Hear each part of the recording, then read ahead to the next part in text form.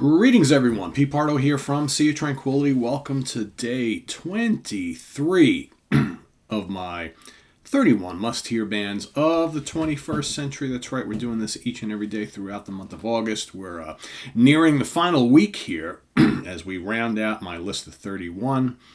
These are the bands that I feel you really need to check out. These are bands that kind of fall in line with the genres of, all forms of heavy metal. Could be classic metal, thrash, power metal, progressive metal, death, black metal, that sort of thing. Technical metal, progressive rock, hard rock, classic rock, and jazz fusion. That's kind of what we're covering here in this series. That's what we cover here on the channel. So today, for day number 23, I'm going to pick a Spanish band who play in the kind of like power metal, prog metal, symphonic metal style. Of course, I'm talking about Lords of Black, comprised of Ronnie Romero on lead vocals, Tony Hernando on guitar, Daniel Criado on bass, and Johan Nunez on drums. Past members of the band include Diego Valdez, who sang briefly with the band in 2019, Victor Duran on bass, played back in the first year of existence, 2014 is when the band formed, Javier Garcia, played bass briefly in 2016, 2017, and Andy C. on drums, who was their longtime drummer until fairly recently, replaced by Johan Nunez in 2020. So, again, this band play a very exciting blend of classic metal, fantasy-tinged power metal, little bits of prog and symphonic metal. Really good. Ronnie Romero should be no stranger to anybody these days. He has sang lead vocals with Michael Schenker Group now. He played on the most recent He sang on the most recent Vandenberg album. He did that little stint in Richie Blackmore's Rainbow Reformation.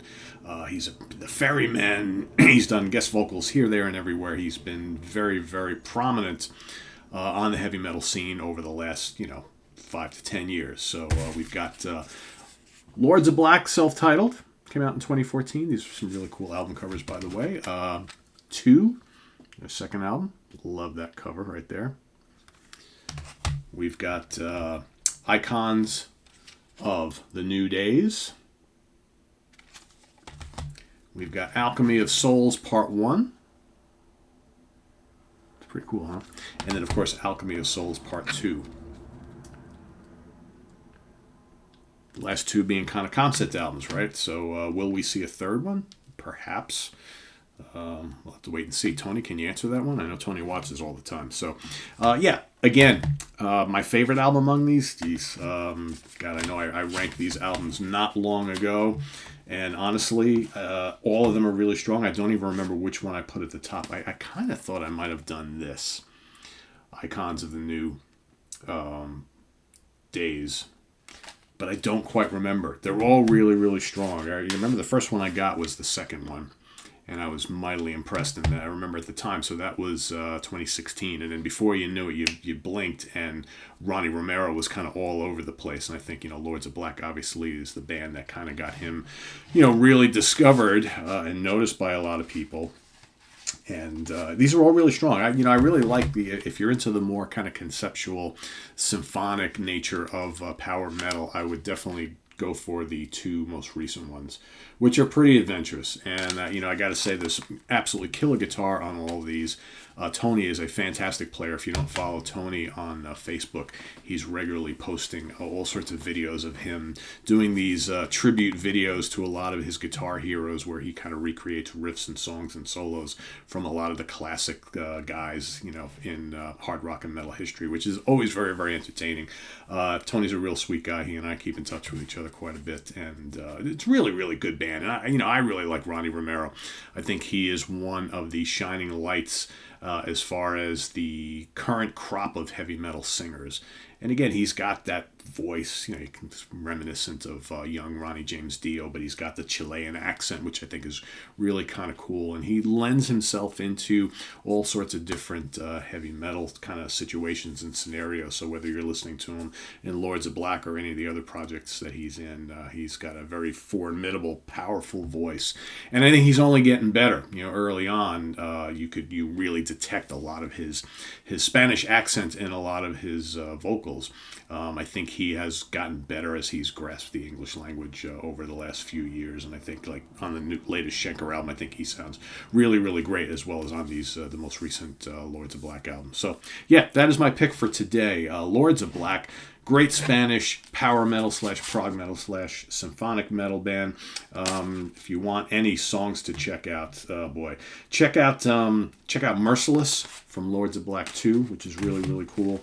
And I would recommend from the third album, let's see, I'm trying to give you guys something really meaty. Check out All I Have Left. It's their kind of epic closing epic on here, which is really good. The title track Icons of the New Days is really great as well. And from the most recent ones, let's see, What's Become of Us, really good tune. Mind Killer, Death Dealer, all really strong songs.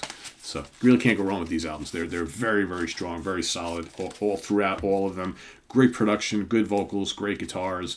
Yeah, can't go wrong. So that is my choice for today. Lords of Black. Check out any of the albums, not that many of them. They're all really, really good. And let us, if you are a fan already, let us know what you think of Lords of Black. If you have never listened to them and you happen to go check them out, come back, report, let us know what you think. And also give us your pick for day 23. So thanks again. Visit us on the web at www.seaoftranquility.org. We're on Facebook. We're on YouTube. All together, all the damn time. Please do click that like button before you leave us here today. All right, very, very important. Every time you watch one of our videos, to click that like button is very important in the whole YouTube algorithm thing to get us out there in front of people that currently have never watched or are not watching Sea of Tranquility. That's what the whole like thing, and the more comments the better as well, because I think that's what YouTube uses. They look at the number of comments and the number of likes, and those are the videos that they pick to go kind of shoot out to people who have no exposure to the channel previously. So that's very, very important. So thanks again. We also have the links down below to our Ko-Fi page for channel donations, as well as our merch page for all sorts of cool Sea of Tranquility stuff. So tune in tomorrow morning for another episode of my 31 must-hear bands of the 21st century, and then don't forget, tonight we've got In the Prague Seat happening just a few hours, well, a little more than a few hours, but around 12 hours or so from here, and we'll see you all then. I am Pete Pardo. Thanks again. Bye-bye.